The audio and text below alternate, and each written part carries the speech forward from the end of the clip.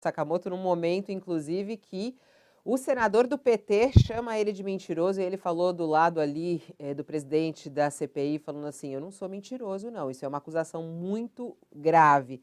Bom, a gente tem aí alguns trechos para a gente comentar em relação a... Quando a gente estava conversando, foi justamente quando fizeram a pergunta para ele por que a Pfizer não foi respondida, e ele falou que eles responderam dezenas de vezes. E aí ele falou assim, então o presidente da Pfizer mentiu?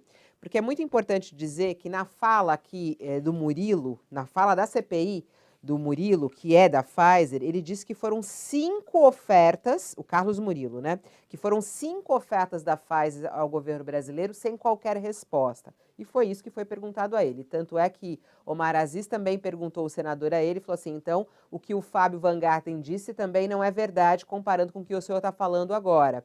Então, também foi um trecho aí que a gente não comentou e que é importante deixar registrado, né, Josias? É verdade.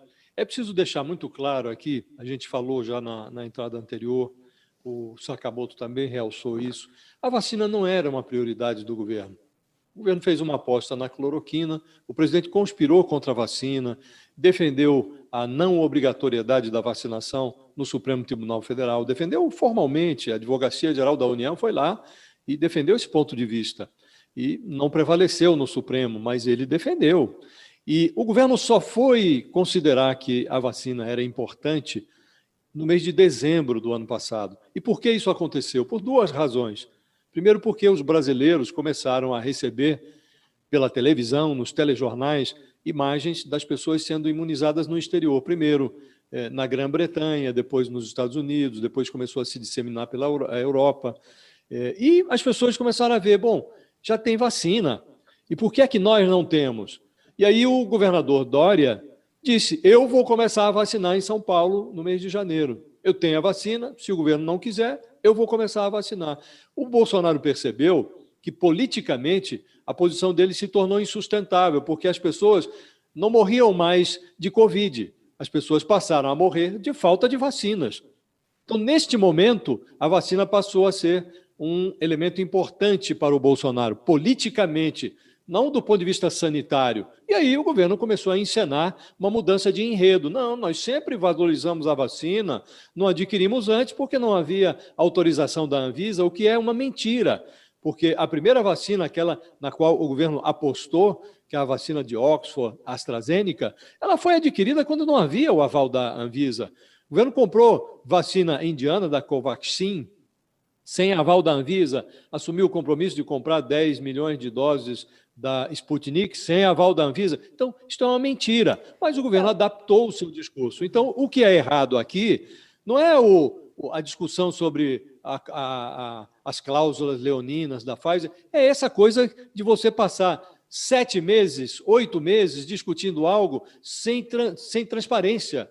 Então, não é razoável isso. Agora, Sakamoto, ele está falando aí coisas que não aconteceram e que são justamente contrárias ao que outras pessoas já declararam na CPI. Ele tem que falar a verdade, né? Isso pode complicar a vida dele?